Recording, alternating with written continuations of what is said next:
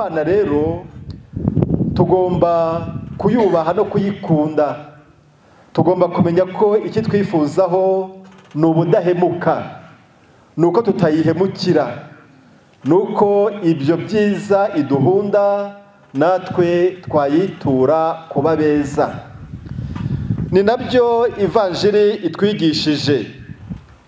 Yesu Kristo abafarisayi baramwegera, bari baragiye bamwumva asubiza ibibazo bikomeye kandi akabisubiza neza, ariko kandi ntibamukundaga, turabizi. Baramwegera noneho bakamubaza ikibazo bibwira ko gikomeye cyane, ko kirimo umutego ushobora kumuhitana. Batese biremewe ko umugabo yakwirukana umugore we ku mpamvu ibonetse yose?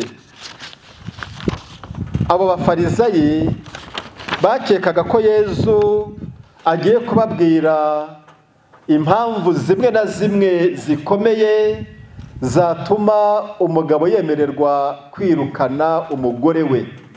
Ngira ngo namwe wababaza hari bamwe izo mpamvu mwazishakisha, nyamara kandi mwaba mwibeshye, mwaba mutarye, mwaba musubije ibitari byo, kubera ko igisubizo nuko nta mpamvu n'imwe yemerera abashakanye, umugabo n'umugore, gutandukana, nta n'imwe. Nibyo Yesu Kristo rero atwigishije. Yesu Kristo mu gusubiza bari bamubajije icyo kibazo arababwira ati ese ntimuzi ko mu ntangiriro Rurema yabaremye ari umugabo n'umugore, kandi ko yavuze ati nicyo gituma umugabo azasiga se na nyina akegukira umugore we, bakaba umubiri umwe gusa. Ati icyo Imana yafatanyije umuntu ntakagitandukanye. Abari bumvise icyo gisubizo cya Yesu, kandi koko bumvise ari ukuri, kuko niko tubisoma mu gitabo cy'intangiriro. Igihe Imana iremye Adamu, nyuma yamuremeye umufasha bakwiranye Eva, ni Imana yamuremye, ni Imana yaremye ugushyingirwa, ni Imana yaremye umubano w'umugabo n'umugore. Imana rero niyo mugenga wo gushyingirwa, niyo mugenga w'umubano w'abashakanye. Ni nayo mpamvu Imana ari ishyiraho amategeko agenga ugushyingirwa, agenga abashyingiranywe, ko umwe azizirika kuri mugenzi we, kumwizirikaho, kumwihambiraho, bagahinduka umubiri umwe, kandi ko badashobora gutandukana bibaho, kuko icyo Imana yafatanyije umuntu adashobora kugitandukanya.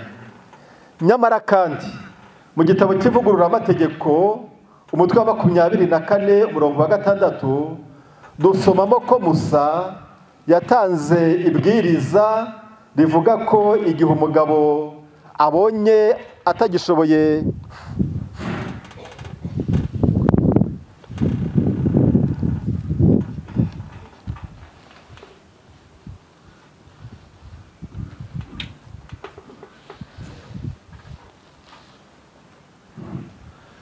navugaga ko mu gitabo cy'ivugururamategeko umutwe wa 24 umurongo wa 6 Musa yatanze ibwiriza rivuga ko umugabo mu gihe abonye atagishobokanye n'umugore yari yarashatse, bari barasezeranye ko yakwemererwa kumusenda, kumwohereza iwabo, ariko abanje kumuha urupapuro rubigaragaza, urupapuro yandikira ababyeyi b'uwo mugore yirukanye, yohereje iwabo.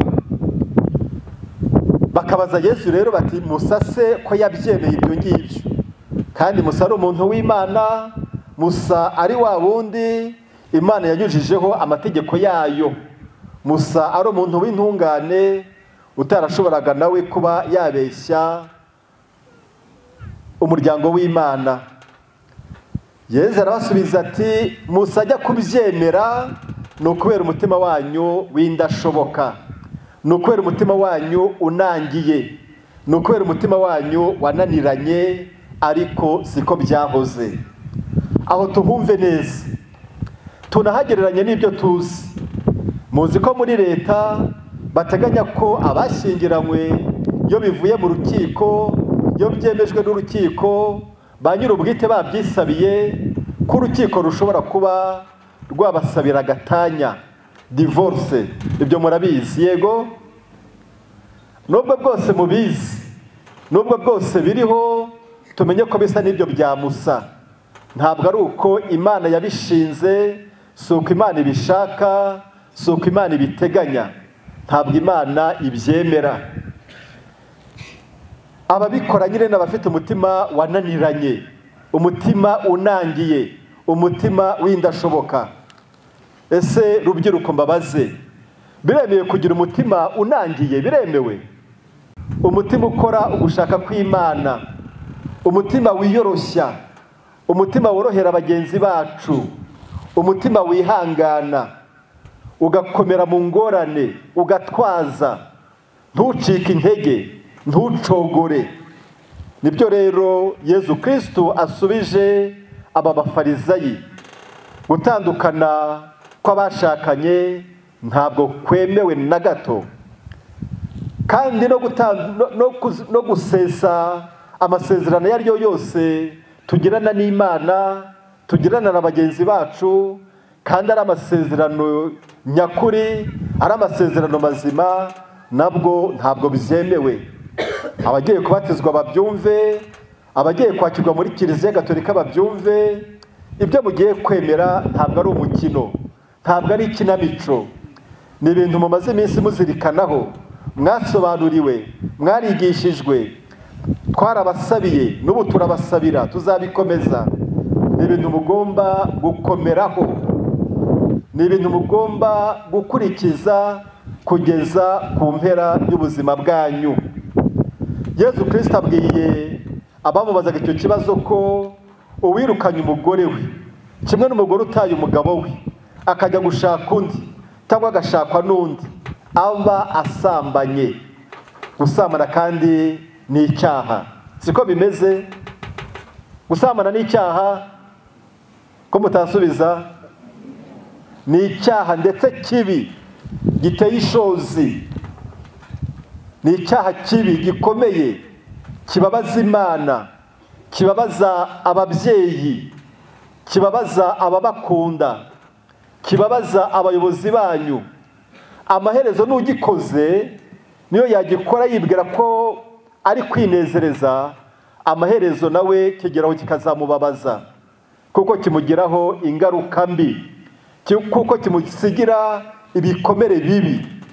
Ibyo ngibyo utabizi, ajye yegera abakuru abasobanuze kandi yumve icyo bamubwira. Yezu Kristo rero nuko agereranyije abica amategeko n'amasezerano, abica amasezerano bagiranye n'Imana, aba ari abasambanyi, aba ari indaya, baba ari amahabara. Ni ikintu rero tudakwiye kwifuza. Mu by'ukuri muri Bibiliya berekana ko gusenga ibigirwamana ubwabyo ni uburaya, ni ubuhabara. Ni kimwe n'umugore nyine ujya mu bandi bagabo ataye umugabo we w'isezerano. Bigasa rero n'umugabo n'umugore basezerana kubana, kubahana, kudahemukirana, kudacana inyuma, maze umwe cyangwa se bombi bakabicaho ntibubahirize iryo sezerano. Icyo dusabwa bavandimwe ni uko dukomera ku masezerano tugenda tugirana n'Imana mu masakaramentu matagatifu, yewe no mu yindi mihango mitagatifu ya Kiliziya. Hari amasezerano mugira iyo mukora amasezerano mu miryango ya Kiliziya Gatolika, iyo muri mwisenderezwa muri Roho Mutagatifu, ndetse n'ahandi. Yewe n'ijambo ubwiye Imana, n'ijambo ubwiye mugenzi wawe, uvuga ngo niyemeje kutazakora iki n'iki, niyemeje kuzitwara gutya, niyemeje kuzakora gutya. Iryo naryo aba ari isezerano ukwiye gukomeraho no kubahiriza. Tubyemeze rero, tubisabirane, turusheho gukomera ku masezerano twagiranye n'Imana. Abajene mukomeze umugabo, abajene bakumanye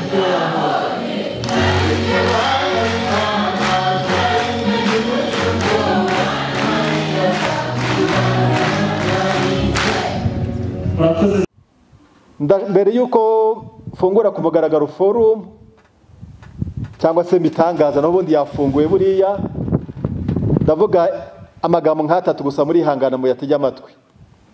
N'ubundi bari banteganyirije ikiganiro, ariko amasaha igiye yicuma, dutangira misa dukererewe, nayo turayirambura, ubwo rero umwanya w'ikiganiro cyo warangiye. Ariko ndashaka kuvuga ibintu nka bingahe numva bindi ku mutima. Bavuze ko nabaye umunye w'urubyiruko imyaka myinshi, guhera mu 1998 kugeza mu mwaka w'2008. Ubwo ni imyaka ingahe? 10. Nyamara ni 11, ntabwo muzi kubara. Mubare neza mugenda mubara umwaka umwe murasanga ari imyaka 11. Ubu habayeho iterambere, ariko nanone iyo twatumiraga urubyiruko muri forum, ino stade yaruzuraga hano mu kibuga. Ariko ntacyo bitwaye kuba mutari benshi cyane, nta gihombo kirimo, kereka mutabaye intumwa nziza. Nimuba intumwa nziza kuri bagenzi banyu, forum izagera ku rubyiruko rwose. Murabyemeye? Yego. Icyo rero twaharaniraga icyo gihe kandi tukakigeraho, yabaga ari discipline, kumenya icyatuzanye muri forum. Icyabaga cyatuzanye ari nacyo cyabazanye ni ingingo 3. Icya mbere ni ukuza guhura n'abandi, mukamenyana, mukidagadura. Birumvikana guhura n'abandi, nimba mubikeneye se? Ariko ibyo ntabwo gihagije. Hari n'icya kabiri, mwaje kwiga. Niyo mpamvu tubategurira ibiganiro binyuranye, yewe n'abantu b'inzobere babibaha. Kwiga, gusobanukirwa, kugira ngo ubwenge bwanyu n'ubumenyi bwanyu bwunguke. Icya gatatu rero ni ugusenga, kumva misa, guhabwa penetensiya, gusingiza Imana, gushengerera, isengesho mu mpande zaryo zose. Nibyo bintu bitatu by'ingenzi. Ntihazagire utahiraho ngo abe yaraje gusa yarabonanye n'abandi, yarafashe nimero za telefone, yarifotoje, ariko agenda ntacyo yungutse, yasangiza bagenzi be batagize amahirwe yo kuza muri forum. Cyangwa se na roho ye ataye ntacyo yungutse, ntacyo umutima we wungutse, nta migambi mishya afatiye ubuzima bwe, nta cyerekezo gishya ahaye ubuzima bwe. Waba uhombye, waba uhombeje ababyeyi bakohereje, waba uhombeje n'urubyiruko waje uhagarariye. Icyo mwacyumvise kandi murakinyemereye. Yego, murakoze. Ikindi rero nabasaba ni ukumenya gukura rwose, mugakura mukaba abantu bakuru. Leta yashyizeho porogaramu zo kurwanya igwingira, guhera ku bana bato cyane bakivuka ndetse n'abakiri mu nda za ba nyina. Ariko iyo porogaramu iri no mu mashuri abanza n'ayisumbuye. Umuntu arabibona, musigaye muva ku ishuri mwarabaye abasore n'inkumi, mubyibushye mukeye. Bigaragara rwose ko ikibazo cy'imirire, cy'imikurire kiri gukemuka, kandi ngo ntimubyemera ko cyakemutse. Cyarakemutse kuko hari imyaka nibuka, mu myaka nk'icumi ishize, 12, 15, abanyeshuri bavaga ku ishuri, ababyeyi bakamara ibiruhuko byose bari kubondora, barishwe n'inzara. Bigaragara rwose, mubyeyi abona umwana akarira, iyo tukifuza ko icyo kigo wakimuvana ukamujyana ahandi, ariko n'ahandi yahajya agasanga inzara iravuza ubuhuha. Leta rero yabyinjiyemo, hano nyuma abapadiri bari guseka kuko barabizi bo byababayeho. Inzara yarabishe bari ku ishuri. Leta yaragikemuye ikibazo, ababyeyi banyu bagomba kubigiramo uruhare rukomeye, ntimugwingire, ntimwicwe n'inzara. Ariko rero kugimbuka ku mubiri gusa, niyo wapima 2.5 metero niyo wapima ibiro 150 ariko mu bwenge nta kirimo, ari amazi gusa, kuri roho nta kirimo, mu mutima nta cyiza kirimo, ntacyo waba umaze. Waba ugiye kuba icyorezo gusa ku gihugu. Birumvikana. Umuntu afite imbaraga nyinshi z'umubiri, apima ibiro byinshi, yaterura ibiki, ariko ari umunyarugomo, ari umurwanyi, ari umusinzi, ari umunywi w'ibiyobyabwenge, ari umusambanyi, afata abana ku ngufu, byaba ari ibyago se ku gihugu? Sibyo? Umuntu yahitamo ko yagwingira inyuma ariko imbere agakura. Yego, ibyo rero nabyo mu byumve. Nkoze gutanga ubuhamya yo mbuha wenda bakiri bato kuri nge, kuko abakuru turabusangiye. Mu gihe cyacu iyo wabaga ufite imyaka 18 watandukanaga byanze bikunze n'ufite imyaka 15. Mwabaga mutandukanye, mutajya muri bimwe, mudakora bimwe, mudafite inshingano zimwe.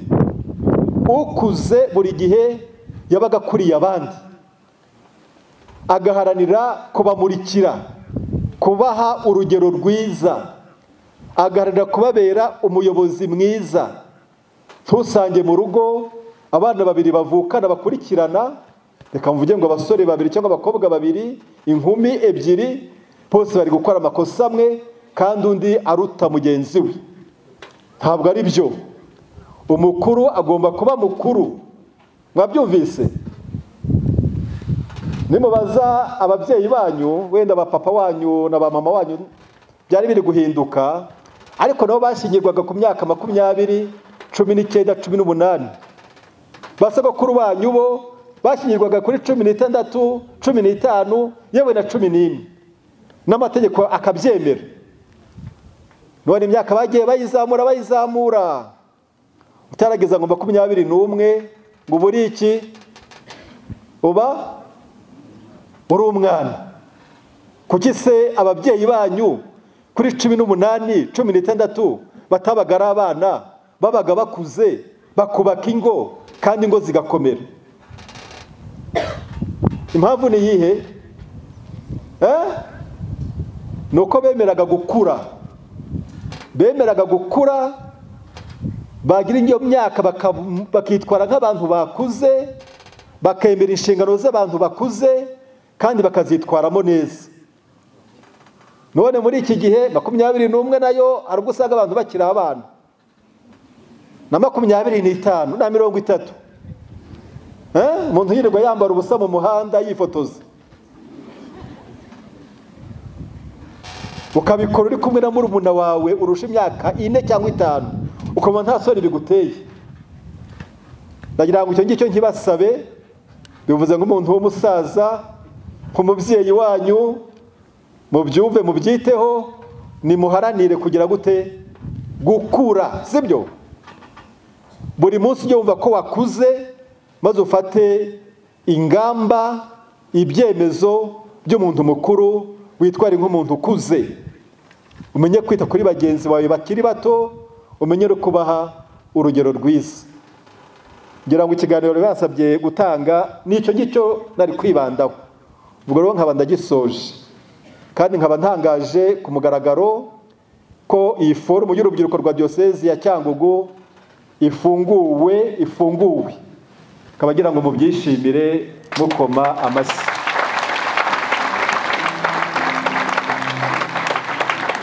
Ndabifuriza rero forumu nziza, muzayungukiremo byinshi, muzidagadure, ariko muzemere mutege n'amatwi impanuro n'inyigisho muzahabwa, kandi Nyagasani azabibafashemo. Ndashimira kandi abayobozi bamaze iminsi bayitegura, bararaga bicaye bari ku mashini bandika abazitabira, bahamagara, bakora urutonde rwabo, babahuza n'imiryango izabacumbikira.